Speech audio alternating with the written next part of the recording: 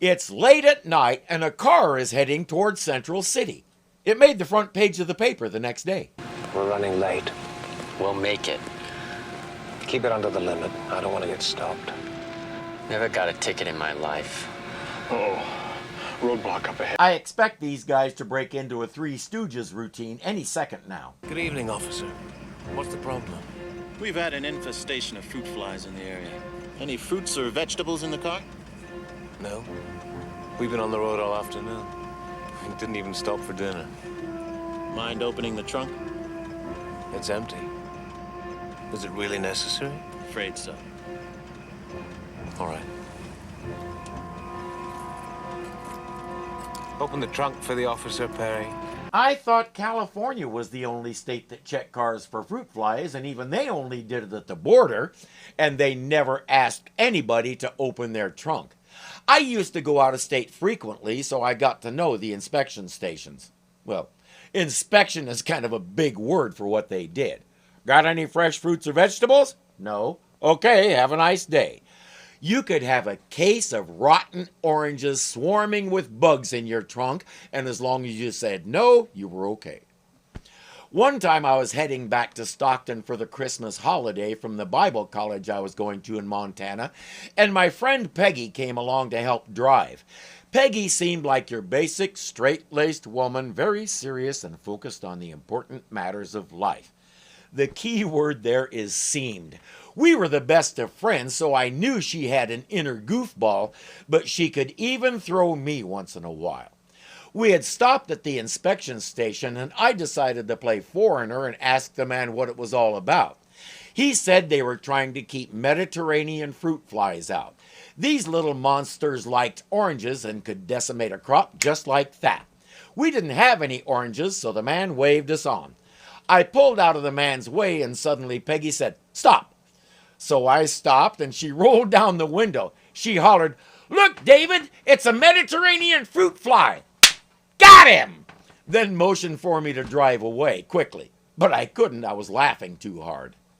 These guys are going to wish they had done it the California way. It's stuck.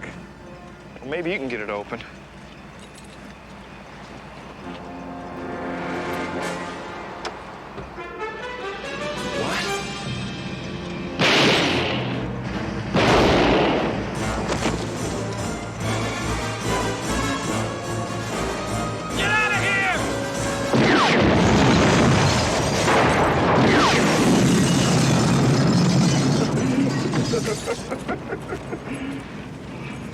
I knew we'd be late.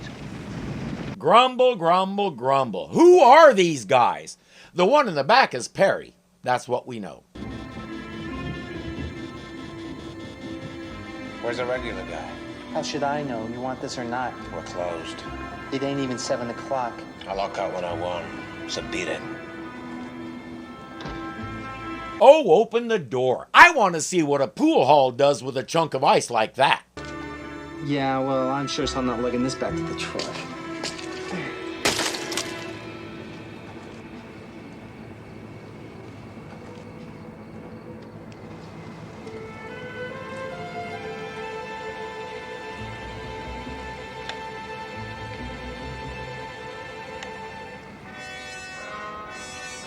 Dude, if she's that hungry, at least give her $1. She's not hungry. As our Iceman suspects, she's unusual. She knocks a code pattern on that same door, and the man lets her in.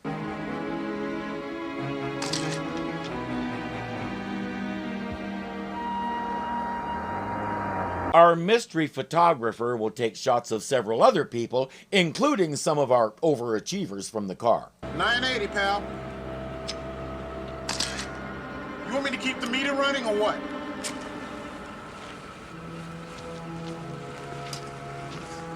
Keep the change.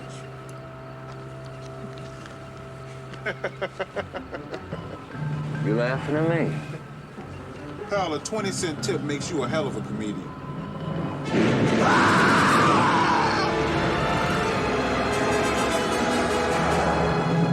And that guy.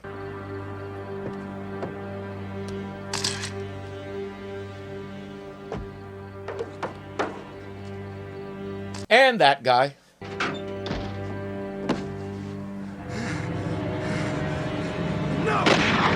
But not him. I'm Federal Agent Mitch Lestrange.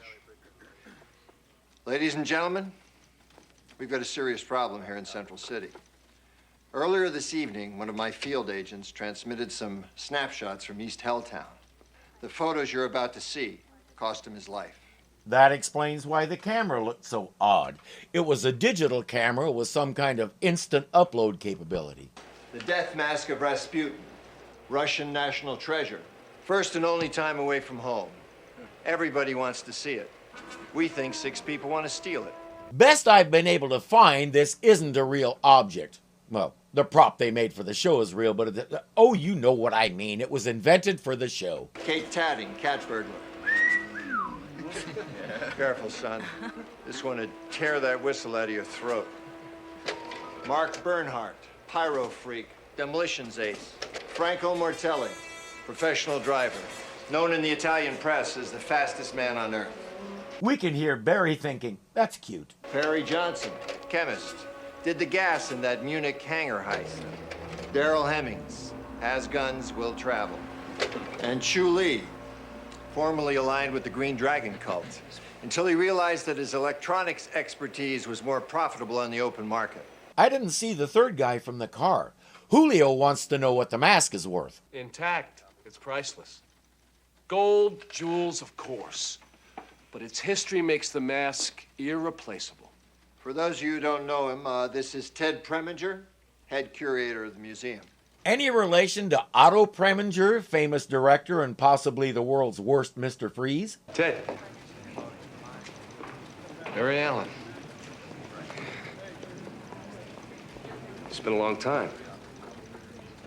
So, what do you think? Did I inspire the troops to greatness? I think the reward money's inspiration enough. Right. Last time I heard you'd been in some sort of lab accident. You all right now? Well, yeah, I guess you could say it was a little under the weather, that's all. Strange is sweating. If so much as a housefly gets through security tomorrow, he'll pull the exhibit. There's clearly been some bad blood between Barry and Ted. Ted's associate Celia Wayne doesn't seem to feel the tension. She's getting plenty of tension of her own from Agent Lestrange. I think he's afraid if this thing is stolen, he might have to pay for it. Barry took Ted's archaeology classes in college and really enjoyed them. So did Celia.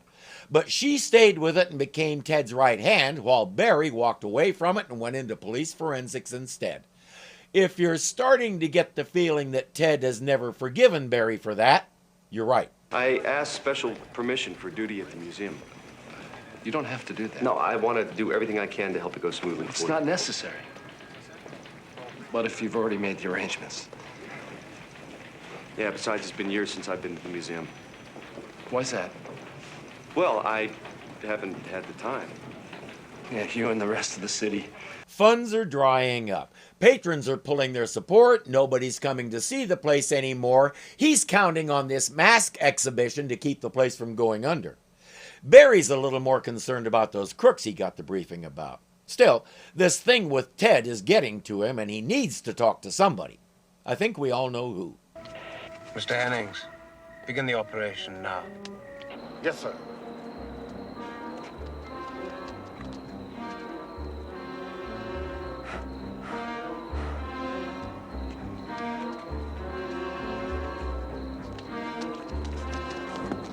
Okay, that's false advertising. They said she's a cat burglar. Cats don't need ropes.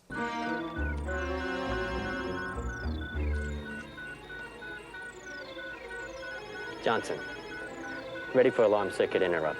Go ahead and cool the box.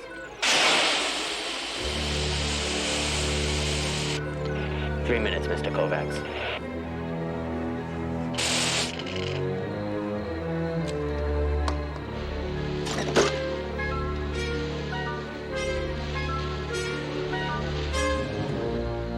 Star Labs? They don't have the mask. What's up with this? I think we're about to find out. Oh, you scared the life out of me. Sorry. Have to work on that backdraft thing. It's hell with doors. His mind won't stop racing. He hasn't slept in 3 days, and if you can believe it, he can't even eat. He knows why. There was a newspaper article about the Russian mask, the one on tour. with a nice big photo of Ted Preminger, who was my archaeology professor in college. I didn't know you were interested in archaeology. Archaeology? Oh, yeah, big time. I even worked a couple summers at the museum. It was great. Before I met Ted, I was afraid to even walk into the place. Why, did you think one of the Aztec mummies was going to leap up and grab you? No, I did not. I thought my father would. His dad wanted him to play sports and all the other manly stuff, and Barry just wasn't that kid. I can empathize. My dad thought I should play football.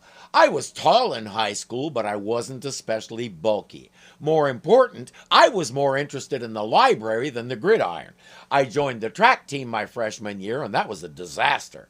I think when he saw the effect that had on me, my dad accepted that I'm an academic, not a sports star, and encouraged my intellectual pursuits. It's too bad Barry didn't have the same thing, but I get the feeling that's part of the reason why we're watching stories about his life and not mine. Screwed up people are more interesting.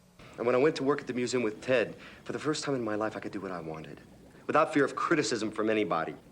Then my junior year, I switched my major to police science. And this man, my mentor, my friend, he didn't speak to me for 10 years. If Ted knew anything about Barry's home life, he should have known why Barry did it. He'd been kind of like the dad Barry always wanted, and he just cut him off without mercy. The problem is painful, but it's human. You'd see that if only you stopped whipping yourself. Whipping? Yes. You didn't let Preminger down. You didn't owe him your life's work, any more than you did your own father for not becoming a street cop. Look, if it makes you feel any better, you wound up square in the middle. I mean, what is a police scientist if he's not one half cop and one half archaeologist? I don't know that I ever thought of it that way, but she's right.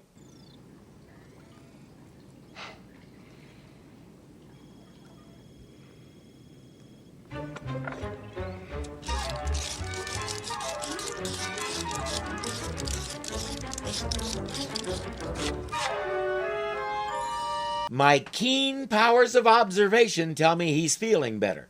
Just in time, too. What was that? Is there anyone else in the labs? No. Stay here. And I mean stay here.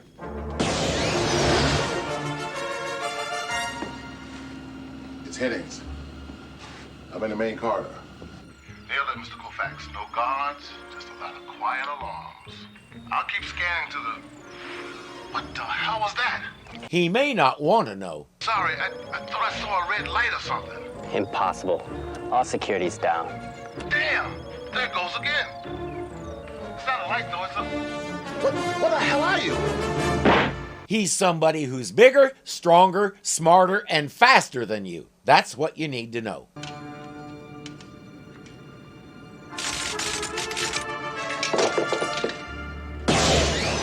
The sound of a car speeding away. You don't need an archaeology degree to figure out what that means. What happened to Hennings? Just drive, mortality. Did you see that? Nothing. Pull over, Mortelli. El diablo! El diablo! Shut up and drive. You have to love how these guys choose a life of crime, violence, and evil, yet they're terrified of the devil. Considering Mortelli's profession, you'd think they'd be old pals.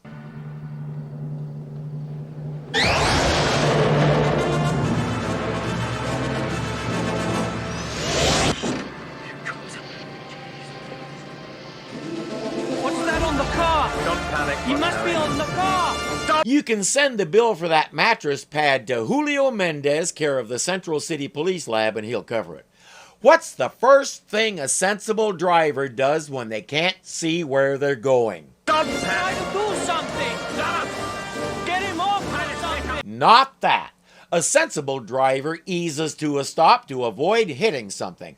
And what does a sensible superhero do when he's on top of an out-of-control car and sees it heading toward a Jersey barrier?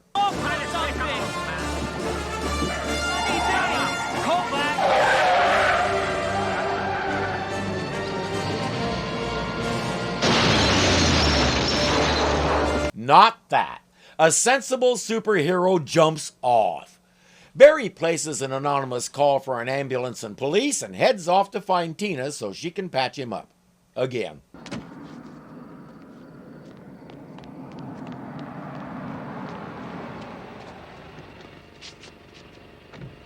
What about Franco? Leave him. That damn job's a disaster.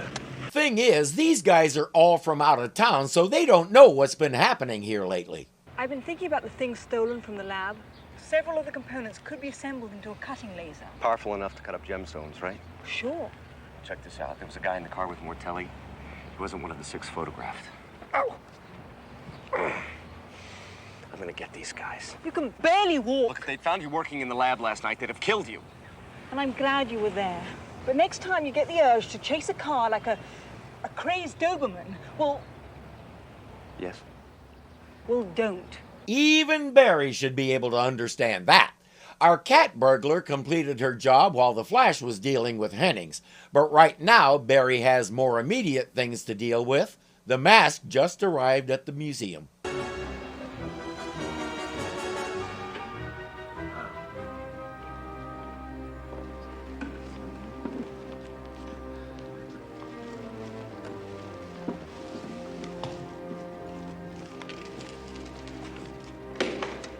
Mask is in place. Activating vacuum and sensors. I can appreciate the value, the workmanship, and all the rest. But couldn't Rasputin find a model a little less ugly than himself? Maybe a local boy, but what's the big deal? Seen one Rasputin mask, you've seen them all. I don't think so. Rasputin wanted to exert influence over the Russian czars, even beyond death. He designed the mask himself for the Tsarina's private chamber so that he could always be near her. The secret's in the cut of the rubies. When the sun is at the right angle... It's all set up. Let me show them.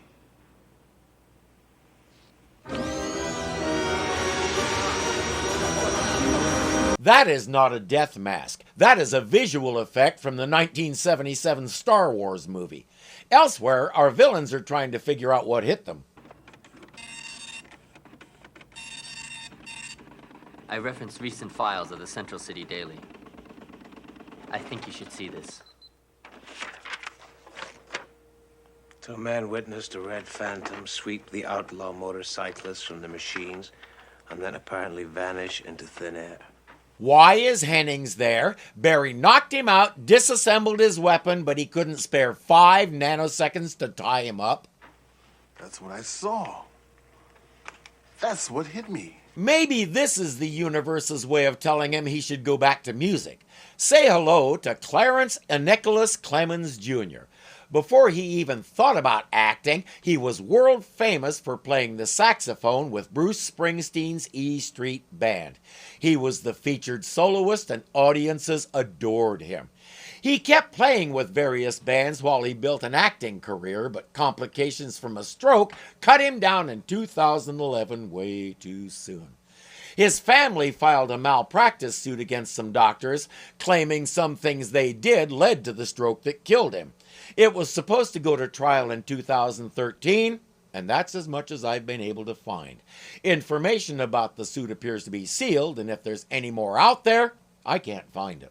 There's a couple other incidents in the past few weeks. He's even picked up a nickname. What? The Flash. It's a spirit of vengeance. It could be protecting the mask. Like the curse of the pharaohs. That's idiotic. There's an explanation. A hologram, perhaps, or a hallucination? Going by the bandage on Hennings's noggin, that is one talented hallucination. Sounds like an idiot. I called Mortelli by name. Then I checked the hospital report. A cop called in the accident not 30 seconds after I left it. And the streets were empty. I want out. Anyone else? You won't get a nickel if you leave now. So? But if you do one more thing for me, Bernard, I'll give you a generous cancellation fee. And if he believes that, he deserves whatever kind of cancellation Kovacs has in mind for him. Run, Bernhardt. Run like the wind to the police station and turn yourself in for protection. At the museum, Barry has been catching up on things with Celia while Murph and Bellows are preparing for night guard duty. What's happening at the station? Usual dull stuff. Oh, yeah, there was some nut left a message for the Flash. What? The Flash, you remember? His buddy? He's out there. I saw him once. Yeah, sure. So, what did this nut want? That was about the Star Lab robbery. He said he wanted El Flasho to meet him at midnight at some pool room on River Street. Probably wants to play a real quick game of 8-ball, right, Bellows? That sounds perfectly innocent, yup. But Barry has already become the standard issue superhero. He'll walk right into it.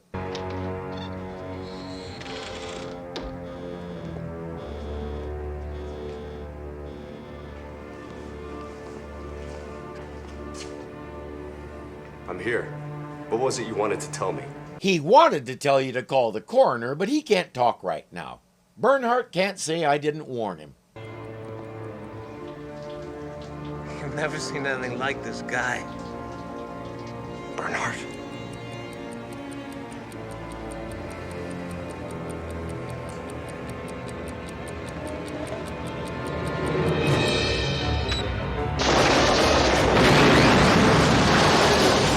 Barry can't say I didn't warn him either. Life on Earth would be so much simpler if people would just listen to me. Oh, that's fine right there, Charlie. Thanks. Look, it took a day, but that's every jewel thief who's stolen more than a rhinestone in the past 5 years. But I'd better warn you, there are file clerks coast to coast that are calling for your head. I see you took my advice about slowing down. What, did you get out to Crystal Beach? Huh? You're sunburned, man. Beach. Yeah. What are you looking for, anyway? I got a description of the guy in the car with Mortelli. Anonymous witness. He won't let too many people know that he is the anonymous witness. And that's not sunburn, it's bomb burn. But he can't tell Julio that either. He sends Julio on an errand and whips through the files without success.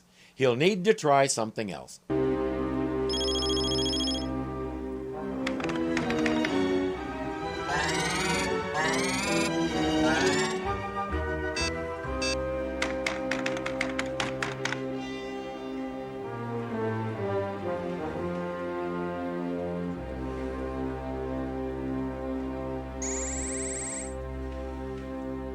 I ran an exhaustive background cross-check. Kovacs has worked with Tadding and Johnson before. You trust this anonymous witness?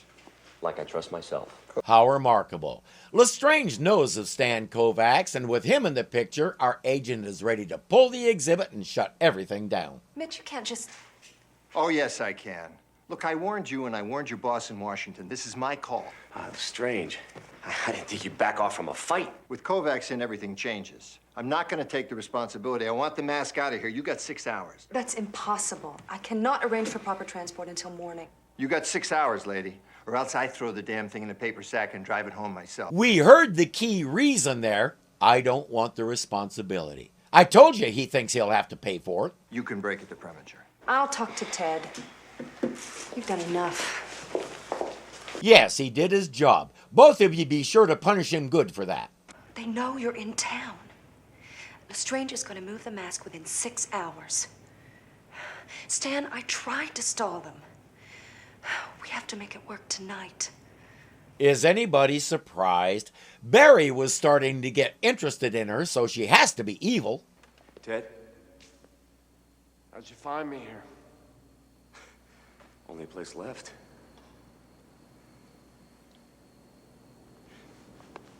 Did Celia explain about... Yeah. Well, we had a couple days of glory anyway. Remember this room? Sure. Got flooded one spring. Guess it never reopened, huh? I was gonna use the extra revenue to refurbish the whole wing. New exhibit cases, dioramas. So why aren't you in Lestrange's face instead of standing here moping like a lovesick teenager? I'm sorry. Look, I wanted to protect the mask for you. I never expected Lestrange to pull the exhibit. You did your job. At least Ted understands that, but we know why Celia is so angry, and it has nothing to do with Ted. And now that we've placed our bets, let's show our cards, shall we? You were always thorough. It's what I liked about you. I could count on your research, like your little speech about the mask. I'm just sorry it took your job to bring you back here. He's really going all out to stomp those sour grapes into bitter wine, isn't he? Hey, I'm here because I want to be. And as far as the mask is concerned, I didn't have to research that. You told me that story, and I never forgot it. I never forgot any of it.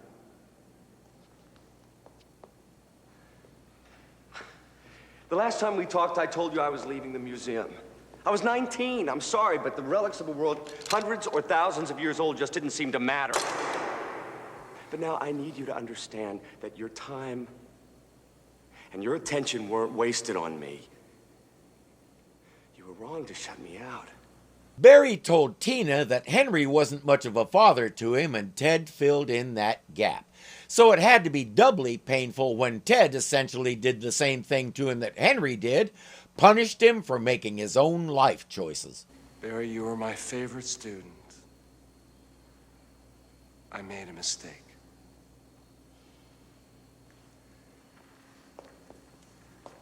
And it looks like it was my loss.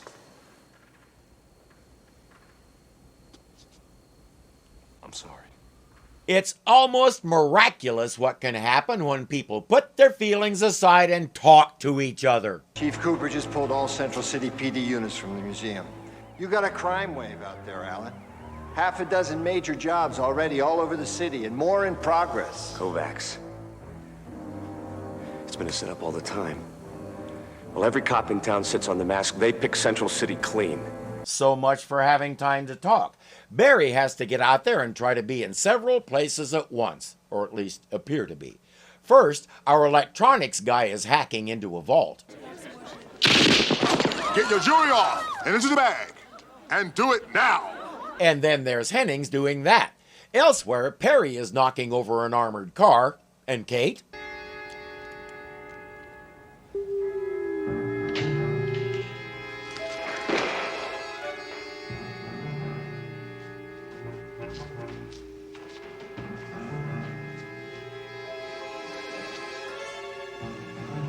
Kate is teaching Tom Cruise a few things. I get the feeling she does this as much for fun as for profit.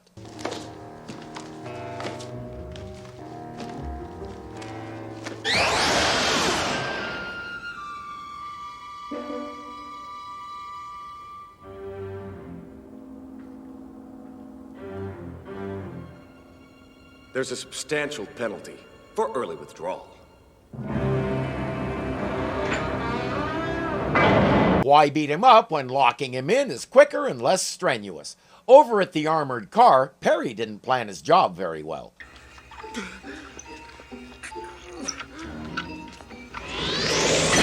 In particular, the first part of his plan should have been 6 months in the gym and a better diet. Going somewhere?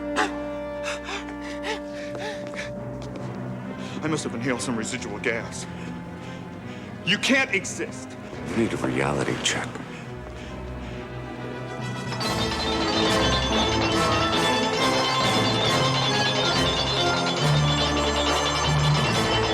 Please! I'm claustrophobic. I'm a tweet with bird in a deoded cage. That's treason, Miss Tanning. Well, phantoms don't bleed, so unless you'd like to be sliced up, I'd stand very still.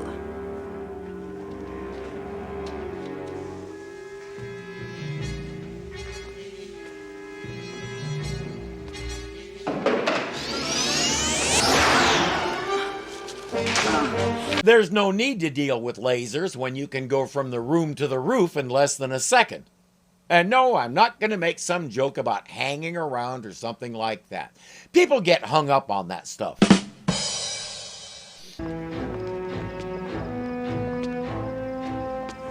This officer is transporting the mask. We'll need an escort. This officer is Kovacs in disguise, but those guys have no reason not to trust Celia. right, let's go. Come on, come May on. I see your invitation, sir? Won't work without this. Or this. Had enough? Get up, come on. Get up.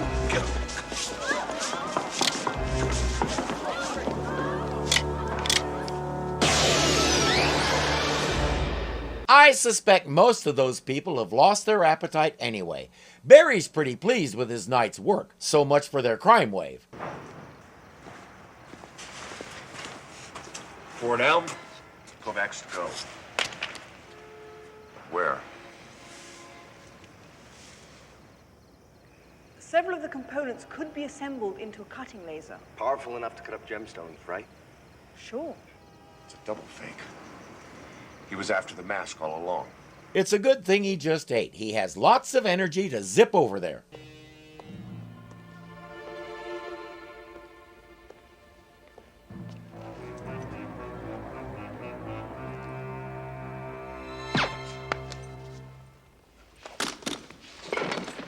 But even with his speed, did he think of that in time? 5 years I've planned and waited. You can plan for the next 25 in Leavenworth, Kovacs. Lestrange, thank God you're here. He knocked out all the guards and he forced me to... Cannon, Wayne. That's one hook I won't bite. Drop it.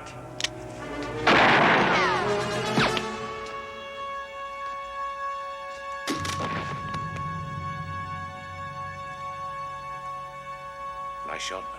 Looks like they'll be sending the bill to Lestrange after all. Celia's bullet shattered the glass around the mask, so all they have to do is pick it up and go.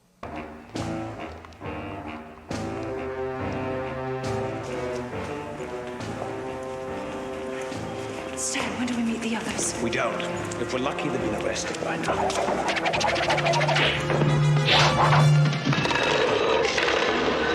Oh, there is that one other little thing they need to deal with before they leave. Get the mask, damn it!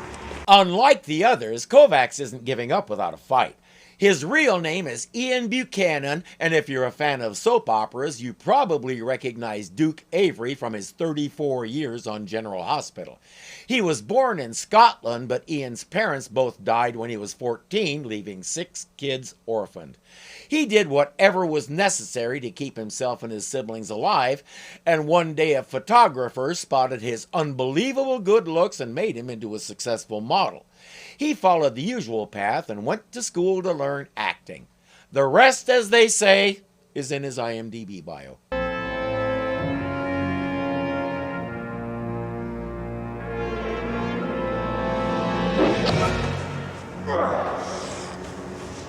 How many times do I have to kill you? One more than that.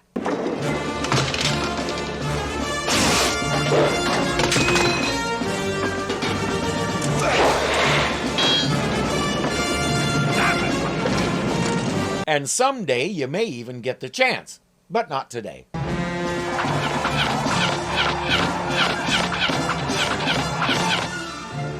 I hope that wall hanging came from Big Lots or someplace else fairly recent. Celia, what's happening? I heard a shot. What are you doing with the mask? Just get away from me, Ted. Just be smart and let it go. I can't. I worked too hard to bring it here. So did I. Just get out of my way. I don't want to hurt you. Then don't. Sometimes it really is that simple, with a little help from your, friends. Take the mask, Ted.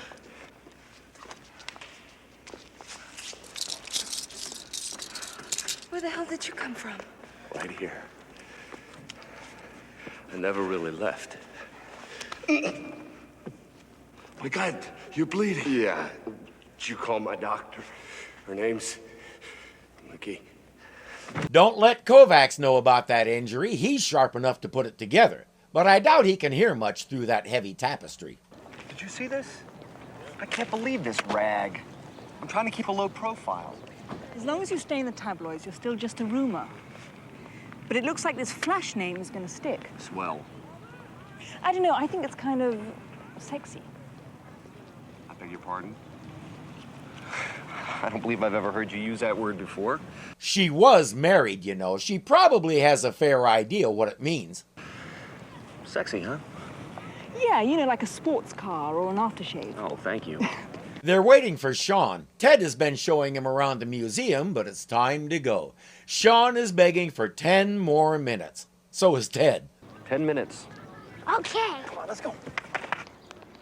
Why didn't you go along? I thought you loved those forgotten corners of the museum. Not that one. They're still looking for the guy who punched 12 holes in that 500-year-old tapestry. His original plan was just to replace it, you know, pop down to ye old Weaver shop and pick up another one, but then he remembered the place closed up about 3 years ago. He had thought about grabbing one when they were marked down 75%, but who knew he'd need one? Hey friends, I hope you're enjoying my look at The Flash. If you like it, remember to subscribe if you haven't already. If you really like it, consider becoming a patron. $2 a month gets you extra content like Hogan's Heroes and It's About Time. $5 a month gets you that and more, so take a look. The link is down there in the description. I also do lots of other stuff, so take a moment to look it over. And as always, thank you for watching, and I'll see you next time. To a Three Stooges routine, check cars for what? And I can say Christmas without biting myself before they leave. Why can't I spit these frickin' words out?